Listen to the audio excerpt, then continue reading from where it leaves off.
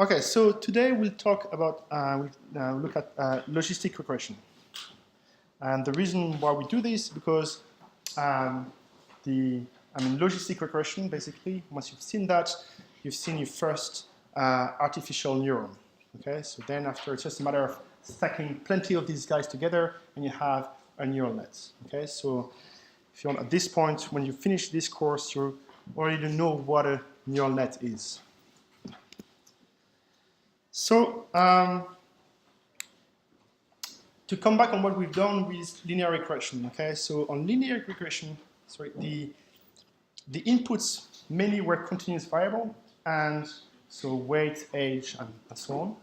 And the output was continuous as well, okay? So we expect to predict a real number, or at least a continuous number. So obviously, it often happens that you don't really have continuous outputs. You might have categories, okay? So it's called categorical data, okay? And so, typically you want to answer questions, binary questions. So the person smiling, is that a car, is that a stop sign, is the person going to buy your product or not, okay? These kind of questions. And in the realm of classification, so it's another word. So in the world of classification, so answering these categorical questions, you have problems where you have multiple classes. Okay, so the question is, the answer could be one of many different labels you might have, or it could just be a binary answer. Okay, is it a fail or pass, or is it true or false, or 0 or 1. Okay? And so in this course, we're looking at logistic regression, which is a method to address the problem of binary classification. So we're just going to look at a binary answer for which the outcome is either 0 or 1, or true or false. And of course, the question is, why logistic regression? And as I said, you just have to be aware this course has a very biased view on machine learning. Okay, there's like millions of different kinds of technique out there, and there's fuzzy logic. There's all sorts of things going on there. We're only going to look at through a very narrow prism of deep learning. And as I said, the reason why we use logistic regression is because it's heavily used in neural nets. Okay, so we'll start an example from Wikipedia. So you have a group of 20 students, and they spend a number of hours studying for the exam. And you want to know, can you predict, just by knowing the number of hours they studied, whether they're going to fail or pass the exam. Okay. Obviously, it's a terrible example because you have to study well, but this is beside the point. Okay, so you collect your data, and the start is very similar to what you've seen in logistic regression. Okay, so you start your data, and then you see you collect some feature, and the feature here in this case, obviously, is the number of hours you've studied. Okay, so you only have a one-dimensional feature. Okay, you only have one dimension. So that's the axis here, and the outcome is either 0 or 1, so pass or fail. So the graph here is a bit strange because, on the x-axis you have continuous data, but on the y-axis you only have 2 possible outcomes. So you don't really have an axis as such. It's just 2 possible levels, so either 0 or 1. And this is how the data looks like. Okay, so you have obviously the more somebody has studied, the more likely it seems that they will pass the exam. I'm just going to switch to this view here.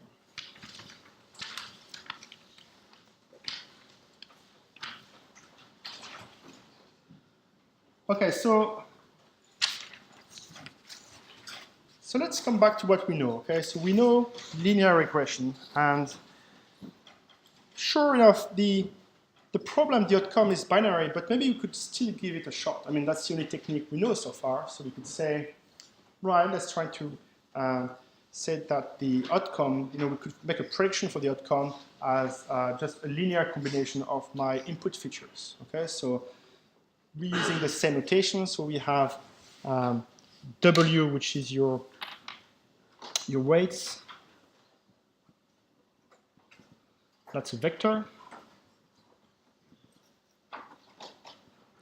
And then you have X, which is your features. Okay? And the same model as we've seen. Okay? So I call H index W, that's my prediction. Okay? So this is what we're trying to learn this is the function I'm trying to model. Okay? And so if I run this, then this is what happens. Okay? So you fit that through the code you viewed this morning, and you get a line, which is expected. And but obviously, you have a bit of a problem. So you have a lot of the expected value is a continuous number as expected, and it could be it's not necessarily 0 or 1. Okay. So you could say, well, simple enough. All I need to do is to find a threshold. Okay. So in this case, for instance, I could set a threshold here at say 0.5, and say if the predicted outcome is below 0.5, then I say the outcome is a fail, and if it's higher, then I say it's a pass. Okay, so you could do that. So better mathematical notation. This would look like this. So I use bracket notations here. Okay, so the bracket notations means like the Boolean outcome of that comparison. Okay, so I have a comparison here, and the output will be 0 if it's not satisfied, if it will be 1 if it is satisfied. Okay. So I'll use that notation a few more times. So just remember that. So if I use these square brackets, that means that the outcome is 0 or 1, depending on whether the condition is true or false.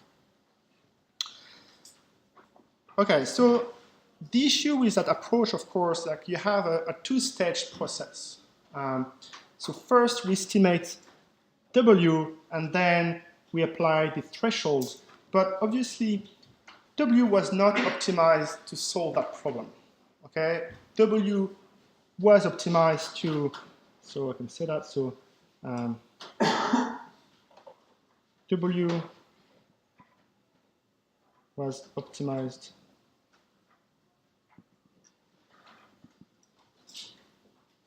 to minimize the sum of all my samples of HW of xi minus yi squared. So that was my prediction. Okay. Again. So this is how we optimize W. But obviously, what we're really trying to optimize is more, possibly something like that. Okay, so HW xi bigger than 0.5 minus 1. Okay. So this is what least square gives you, and this is kind of what we'd like to optimize. Okay, the ideal loss function.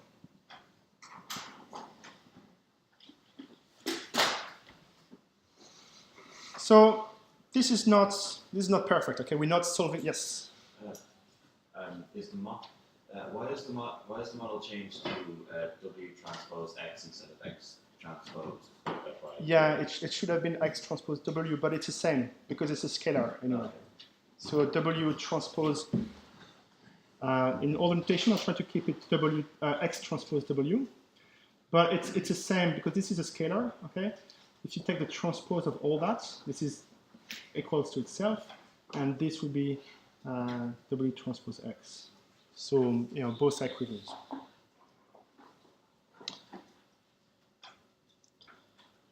Okay, so obviously it's a bit of a hack what we're trying to do here, and it feels like it's not optimal enough. So we're going to try to formalize that a bit better, and we're going to. This is what something called the general linear models do. Okay, so these guys, basically it's a family of classifiers, and so it stems from statistics. So what we'll use here is from the beginning, we're going to use a probabilistic view on a problem, and we're trying to explicitly express the error variables. So what we say here is that the outcome, so the binary outcome, is this comparison. So we still keep the X transpose of W or W transpose X, and we compare it to 0, and that would be the output of a classifier. And but we introduce this noise term. Now remember, in the previous slides, the comparison was against 0.5, but it's arbitrary. It doesn't really matter what number you compare against. So here we just say 0. Okay, so this is how it's defined. We compare against 0, so you compare this guy against 0. Now this term here is familiar. It still comes from the least square estimates, and in that context, what we call that the risk score. Okay, there's different names depending on where you're looking at it, but basically, it's a value. Your data is potentially multidimensional. Okay, so your features, and hopefully you will collect a lot of features. So in your feature space, you have it's a high dimensional space, and somehow we want to reduce that to just one number, okay, one scalar, and you want to see the scalar such that if the scalar is very high, if you have a very high value, then you're very likely that the outcome is 1. If you have a very low value, then the outcome is likely to be pass, okay, or 0. So say that again. You have two stages, okay? So if you work in 3D, for instance, okay, basically you have your point here that would be X, okay, and you're going to project that point into a particular direction of your space. So let's call that, say, W. And what you're looking at is how your features project onto that weight line, if you want. And you have X transpose W, and that's your score. Okay, so now all your data, all the data you had, so you had plenty of data, but all the data now gets projected. So I should use the same colors. So all the data gets projected along that axis, okay, along that line. And now you have all these points along that line, okay? So that's your, you convert something highly dimensional to just one single number. And that single number, then, it's just up to you to decide, where it's more likely to be a pass than to be a fail, okay? Is that clear?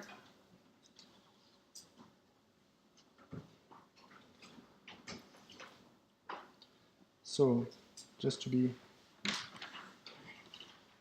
crystal clear, so if X transpose W, the score is much bigger than 0, then most likely the outcome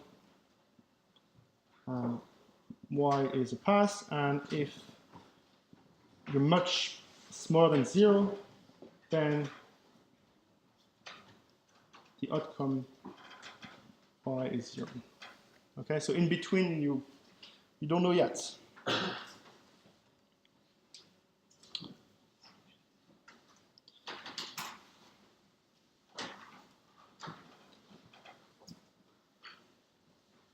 So coming back here, okay, so it's just a small increment if you want from linear regression. The main thing is, of course, this part here, which is a highly nonlinear operation. It's a step function. Right? And then there is epsilon, and so epsilon is everything that is the error on your model. Okay, you made some assumption. You say you can actually predict using that, but in fact it's not true. There's some hidden variable, hidden aspects. That you can't really model. So you have this epsilon, and epsilon in in a linear regression. So in this square, epsilon was a Gaussian distribution. Okay, so we looked at that and had to be modeled from a Gaussian distribution.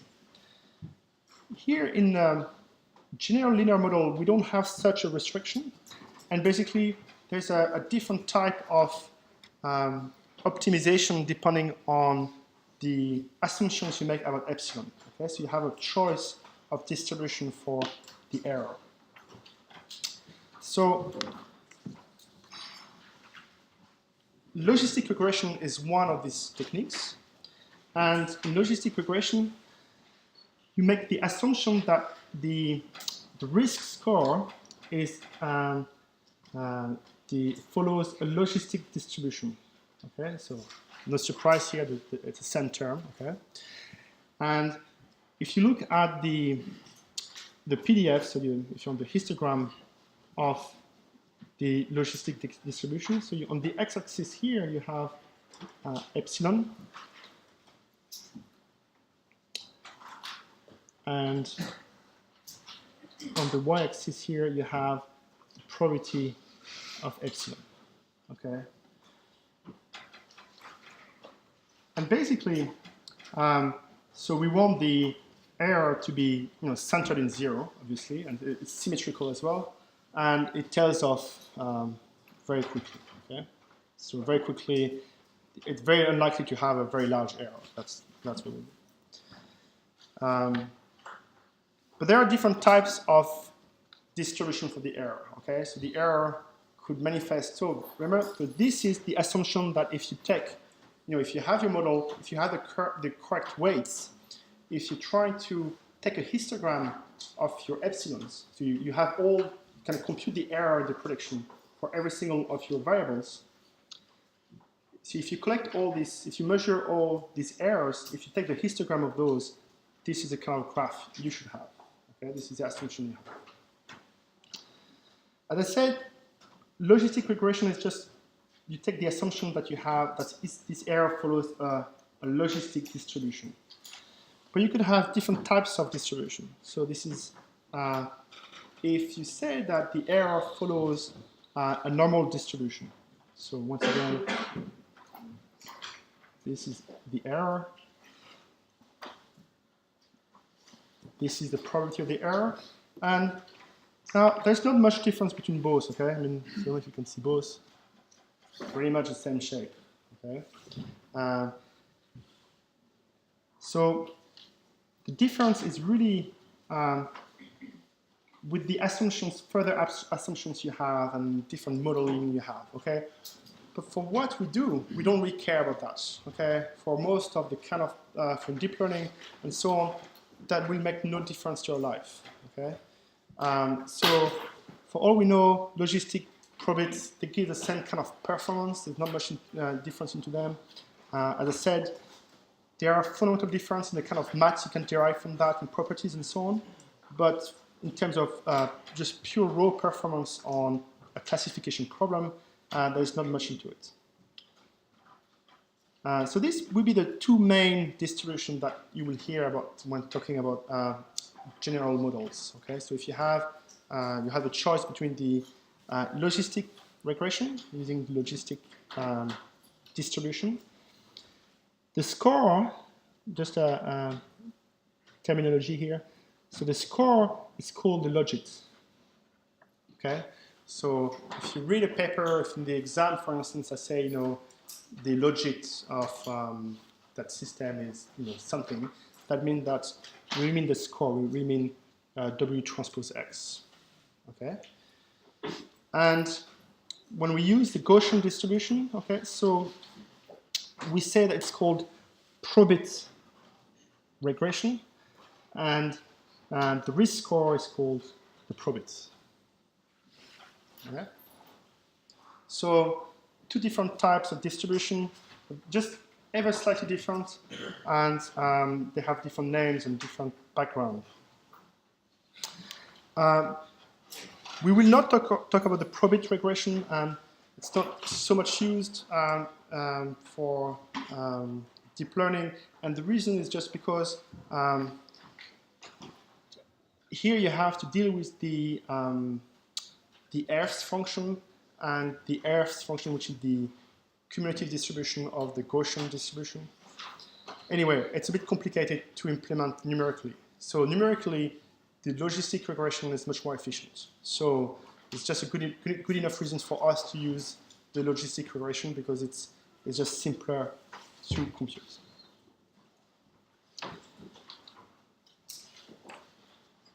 Okay, so let's look at how are we going to do that. Okay, so we have a model. Okay, so we say that the outcome. So the outcome is a binary, and the binary is the evaluation of this condition, which is that we compute the scalar product between the input features and the weights of our model, and we test that against 0 and decide whether it's 1 or 0. Okay, and the only thing we have is the only knowledge we have right now is knowledge about the probability of epsilon. So what we're going to do here is we're going to look at the maximum likelihood. Okay, so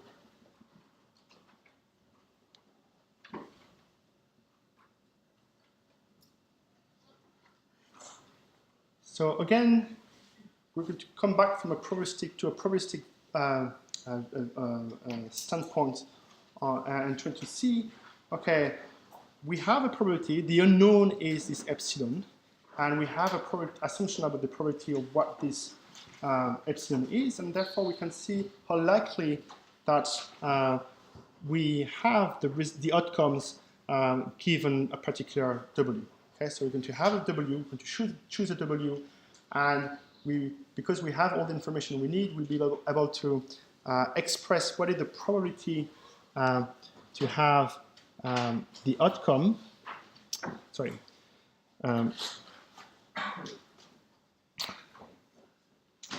What is the probability to have epsilon given all the parameters that were given to us? Okay, that's what we're looking at, the likelihood, and we're trying to maximize that. So let's look at what we can do. Okay, so we know that. So let's look at the probability of a success. So what is the probability that y I is 1 given xi and say some w? Okay, so how do we do that? Okay, we only have two outcomes. Okay, so these guys either so we either have x transpose w plus epsilon is positive, or x negative. Okay, these are the two only scenarios we have. Okay, so the probability that the outcome is positive means that the outcome positive means that we have xi transpose w plus epsilon is greater than 0. Sorry. Okay.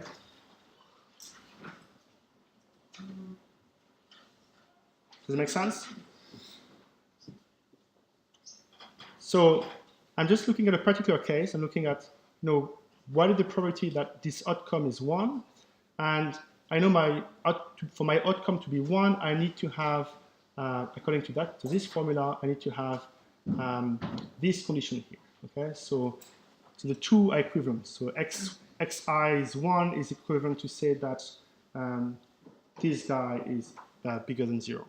Okay, so this both are the same.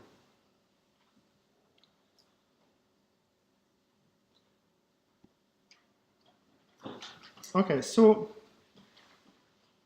this is all fine. Okay, so this is the probability. I'm just going to reorganize things a tiny bit and put epsilon on the left side here, and I have this. Okay.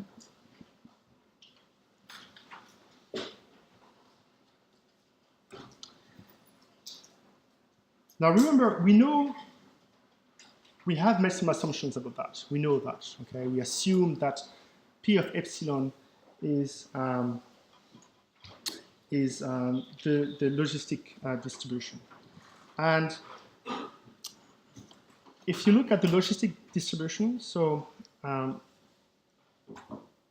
basically here we have epsilon, and at some point we're going to have, say this is the score we measured, okay? And we said that, so this is minus the score here. And we said that we're looking at the probability that epsilon is in that range, okay? So we say that epsilon is bigger than this quantity, okay?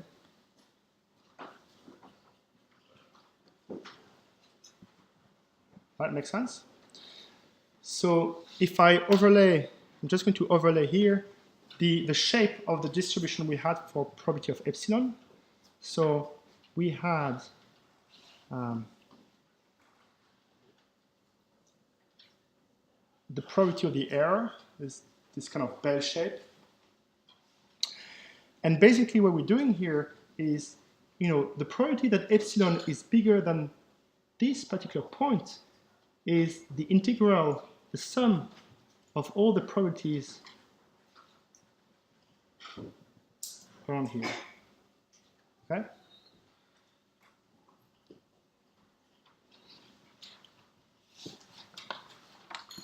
So this is the integral from to plus infinity of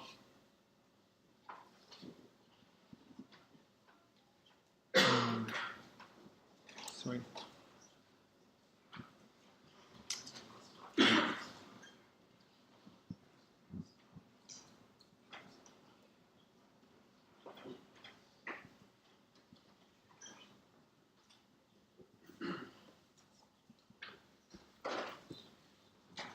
Okay. No, you don't need these guys. Yeah, sorry. You don't need these guys. So just the integral over curve, another curve of probability that epsilon is t, dt for t going from this point here to plus infinity. Okay? Now, this we can compute because we already have an assumption. Okay? So, in fact, if you want, this is the probability that epsilon is that guy. Okay, these are the same. So, as I said, we know that guy, and we can plot what the cumulative function is. So, this is what you get. Okay, so this is the function that you get for the logistic function. So, what I plotted here is the probability that epsilon is smaller than t for a particular t. Okay, so for us, we'll be interested in t equals minus xi transpose w. Okay, and this is a shape, and this is basically a sigmoid. Okay, it has a very simple closed form expression, so it's 1 over 1 plus exponential of minus t. And basically, when t is very far here, so when t is minus infinity, then the sigmoid of t is 0, and when t goes to plus infinity, then you have f of t equals 1. Okay, very simple. If you have, going back to our model, so if t is our score basically. If our score is very high, then the probability that the outcome is 1 is, it's almost 1. Okay, we're 100% certain that is the case. And if the t is very low, so minus infinity, then the probability that the outcome is 1 is null. Okay, so we know actually that the outcome should be 0 instead. Okay.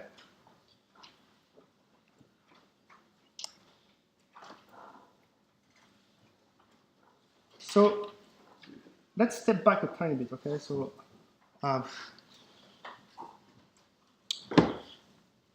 what we've shown here is that the probability that the outcome is 1 given our data xi and some weights, okay, is equal to the probability that epsilon is bigger than minus xi transpose w, okay, and that is equal to that sigmoid function, so that it is equal to 1 over 1 plus exponential of minus of that, so of xi transpose w.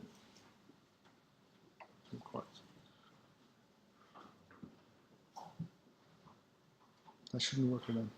Should be a minus here. But we'll come back to that.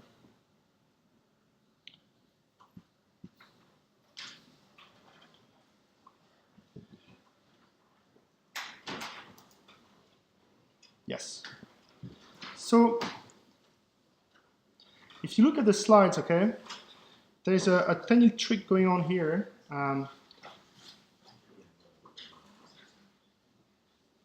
If you come back to the slide, I must have somewhere here. Is that the probability that epsilon is bigger than this guy is actually the probability that epsilon is smaller than the negative value.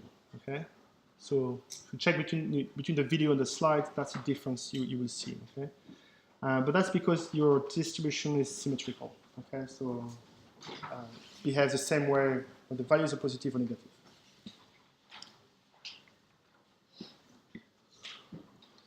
Okay, so all right, so sorry. So the reason why this is happening is because this is 1 minus, so this is equal to probability of, which is this one, okay? All right, so these two probabilities are the same. Probabilities that epsilon is bigger than minus the value is the probability that epsilon is smaller than the minus the value. Okay, okay, so we have, so here's, it's a bit subtle, okay? And I just want to make that super clear, okay? In linear regression, what we've made is a predictive model, so I call that HW, what was the expected value of y? Okay, so we looked at, we want to predict what y is, so at least, what's the best effort at predicting y, okay? That's our model, that's a direct model, so you have your input features, and your output of your prediction is what you think y is. In logistic regression, we don't make that. What we make is, what we will model is this quantity here, okay? So we're going to predict what we think the probability of the outcome to be 1. Okay, so our predictive model, so we made some assumptions about epsilon. Okay, so we say epsilon has a distribution. But we're not going to predict if the outcome is really 1 or 0. What we just say is we try to predict what we have a model for what is the probability that the model that the output is 1 or 0. Okay. So in other words, in linear regression, we solve the problem is what is the value of y given x, and in logistic regression we solve the, or any other general linear model. We say what is trying to answer the question what is the probability that we have y equals 1 given x. Okay, so the output in logistic regression is y, and the output in so linear regression is y, and the output in logistic regression is probability. Okay, so a prediction is about a probability. Okay, so it's a bit subtle. Okay, so here we don't make any decision. We don't say the output will be 1. We just say the probability that the output is 1 is something. Okay, so it's kind of a indirect measurement. It's a usual trick you have to do. Okay, this is what happens. Okay, in linear regression, everything is continuous. It's the world of calculus. You can differentiate. You can do all sorts of things, and usually you find a nice optimization. You have an optimization strategy to find the minimum, and it's all fine. Here we dealt with what we have to deal with is a discrete problem. Okay, so our data is discrete. We have nice steps in between the values, and usually in mathematics, when you have to deal with a discrete problem, the arsenal of different tools you have at your disposition for to solve that problem is vastly different. Okay, it's much harder. Okay, and usually discrete optimization is much harder than continuous variable optimization. So what you have to do at this point is something called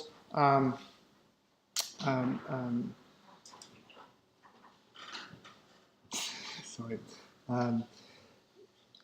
You have to make an approximation. Okay, so you have to make an approximation, and something has to give away. Okay, so sorry, I forgot the name. I just have it like my brain. It's fine. So the point is, when you usually don't try to solve discrete problems straight as, what you usually do is to go at an angle, and you say, I'm going to solve a continuous problem, which is close enough. Okay, that will be still useful to me. And here, what we're doing is, we say, okay, we can't solve what is the outcome y, but a continuous version of that problem is that you want to find what the probability of the outcome being y. And the probability itself is a continuous variable that you can deal with and do things with. Okay? So solving directly the problem, what is y, is too hard, but going for the probability is kind of a nice way of saying, well, everything is still continuous because probabilities are continuous variables. Okay? So it's a classic way of approaching this kind of problem. Okay, so this is a graph that you will have in slides on the problem. Okay, so still haven't talked about how we optimize it. We still haven't really said what the loss function is. All I've said is the model has changed. Okay, we had a model before on the outcome. Now we have a model on the likelihood of an outcome being wrong. And this is what you get. Okay, so you have your data. So on the x-axis is the number of hours studied, and on the y-axis, it's not really an axis, but you only have two outcomes, so 0 and 1. And now what we have here is this sigmoid function, which is basically what is the probability that if I study for 3 hours, my outcome would be a pass. Okay, and then that gives you a very nice interpretation to results. Okay, so once you fit that, so once you have learned what the weights of your parameters are, then you get this curve, and it's very nice because you say, okay, I studied for 3 hours. I see here the outcome is 0.6, so it means I have 60% chance of having a pass on the exam. Okay, so you don't know whether you actually will pass, but you just say you have a 60% of passing. And it's much more interesting than the when we're trying to just fit a line here, the points of the line didn't make any sense. Reading the y-axis didn't make sense, whereas now it really makes sense.